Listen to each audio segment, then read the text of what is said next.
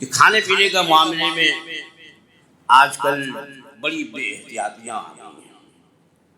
پہلے زمانے میں لوگ اکل حلال کے سلسلے میں بڑی احتیاط کرتے ہیں۔ وہی لقمہ حلق سے اترے جو حلال ہو، کہیں ایسا نہ ہو کہ حرام لقمہ منہ سے حلق سے پیٹ میں گیا اور اس کی وجہ سے ہماری عبادتیں ضائع ہو جائیں۔ کہ ہمارے آقا مولا صلی اللہ تعالی علیہ وسلم فرماتے ہیں کہ جس نے حرام کا ایک لقمہ کھایا اس کے 40 دن کے اعمال مقبول نہیں ہوتے۔ ایک لقمے کی یہ بات ہے۔ آپ جب کھانے پہ آتے ہیں تو ایک لقمے میں کون ٹھہرتا ہے؟ جو اسٹارٹر ہوتے ہیں وہی پیٹ بھر دیتے ہیں لوگوں کو۔ اس سلسلے میں بڑی احتیاط کی ضرورت ہے میرے بزرگوں، میرے دوستوں۔ مجھے کچھ تنقید نہیں کرنی، مجھے مسائل شرعیہ بیان کرنا ہے۔ کھانے کے معاملے میں خصوصیت کے ساتھ گوشت کا جو حکم ہے، گوشت یہ بڑا نازک معاملہ ہے، اس لیے کہ گوشت جو ہے یہ ذبح سے حلال ہوتا ہے۔ زکوٰۃ شرعی کا معنی یہ ہوا کہ بسم اللہ اللہ اکبر پڑھ کر ذبح کیا۔ ذبح کرنے سے پہلے وہ جانور حلال نہیں ہے۔ ہم بولتے ہیں کہ گائے حلال ہے، بکری حلال ہے، بھینس حلال ہے، مرغی حلال ہے۔ مطلب یہ ہے کہ اس کے حلال کرنے کے لیے، یعنی کچھ جانور تو وہ ہیں کہ بسم اللہ اللہ اکبر پڑھ دے تب بھی حلال نہیں ہے، اور کچھ جانور وہ ہیں کہ جب زکوٰۃ شرعی بسم اللہ اللہ اکبر پڑھ کے ذبح کیا مسلمان تو اب وہ جانور حلال ہے۔ جب تک ذبح نہیں کیا تھا وہ حلال ہے۔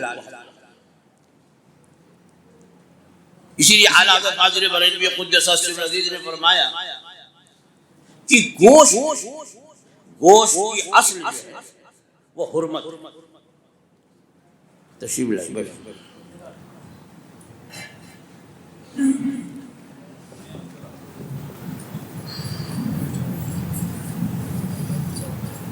گوشت کی اصل یہ حرمت یعنی حرام ہونا ہے، اور چیزوں کی اصل جو ہے وہ حلال ہونا ہے۔ تو شبہے سے اسے حرام ہونے کا حکم نہیں دیا جائے۔ مثلا یہاں برتن میں پانی رکھا ہوا ہے اور ہمیں یہ شبہ ہوا کہ ہو سکتا ہے کہ کھلا ہوا ہے، اس میں کوئی نجاست پڑ گئی ہو، تو اس وہم سے یا اس شک کی بنیاد پر اس پانی کو ناپاک نہیں کر سکتے، کیونکہ اصل جو ہے پانی کی اصل طہارت ہے۔ وہ طاہر رہے گا جب تک کہ اس کے ناپاک ہونے کا یقین نہ ہو جائے۔ جب ناپاکی پڑنے کا یقین ہو جائے گا تو حکم دیا جائے گا کہ یہ پانی ناپاک ہے، اور جب تک یقین نہیں ہوگا اس وقت وہ پاک ہے۔ اسی طریقے سے بہت سارے معاملات ہیں بھئی، یہ اناج، یہ غلہ جو ہم اور آپ تناول کرتے کھاتے پیتے، اس میں بہت سی ایسی صورتیں ہیں کہ وہاں نجاست کا اندیشہ ہوتا ہے۔ مثلا پہلے جب گیہوں وغیرہ کو کھلیان میں رکھ کر کے اس کی دمری ہوتی تھی، یعنی اس پر جانور گھمائے جاتے تھے کئی روز تک، تو گیہوں کی بھوسی الگ ہوتی تھی۔ اب وہ جانور گھومتا رہتا تھا، اس میں نجاست بھی کر رہا ہے، پیشاب بھی کر رہا ہے، سب ہو رہا ہے۔ لیکن جب گیہوں تیار ہو گیا، نکل گیا، صاف ہو گیا، اب اسے تقسیم کیا گیا کہ یہ کام کرنے والوں کی اجرت ہے اور یہ فلاں کا، یہ فلاں کا۔ تو اب ہمارے پاس جو ہے ان کے پاس جو اس پہ شبہ پیدا ہو جاتا ہے کہ ایسا تو نہیں کہ یہی اسی گیہوں پر اس کا پیشاب پڑا۔ فقہاء کرام نے اس شک کی وجہ سے اس گیہوں کو ناپاک یا حرام ہونے کا حکم نہیں دیا۔ یہ اصل باقی ہے، اصل حکم ہے پاک ہونا۔ لیکن اعلیٰ حضرت قادر بریلوی قدس سرہ العزیز فرماتے ہیں کہ گوشت میں اصل جو ہے وہ حرام. یہ دونوں کا فرق اس لیے کہ میں نے کسی کا بیان سنا پاکستان کے کسی صاحب کہ انہوں نے یہی اصل اشیاء اباحت کی بنیاد پر ہر گوشت کے بارے میں کہا کہ جب تک کہ معلوم نہیں ہو کہ یہ مردار ہے اور یہ ذبح نہیں کیا گیا ہے، جھٹکے کا ہے، اس وقت تک حلال ہے. تو یہاں جو مسٹیک ہوئی، جو اس حکم کے حلال و حرام لگانے میں ان سے خطا ہوئی، وہی اصل کی بنیاد کہ گوشت میں اصل جو ہے وہ حرام ہے، اور جب زکوٰۃ شرعی سے وہ حلال ہوا تو جیسے ہی اس زکوٰۃ شرعی کے بارے میں شک پیدا ہوا ویسے پھر حرام ہو جاتا ہے. یہ آپ گرہ بانٹ کریں انشاءاللہ العزیز. آپ کو پوچھنا نہیں پڑے گا کہ فلاں ہوٹل میں جائیں کہ نہیں جائیں اور وہاں فلاں جگہ جائیں کہ نہیں جائیں.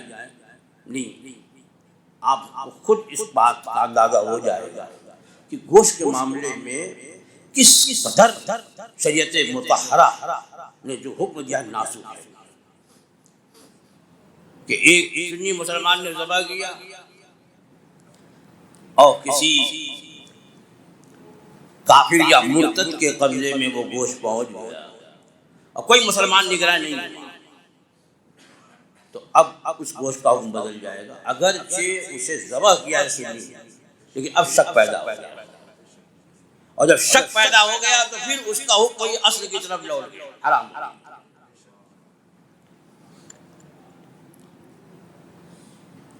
یہی بات میں نے حج کے موقع پہ اپنے احباب سے اتنی زندگی کیسے گزری ہے.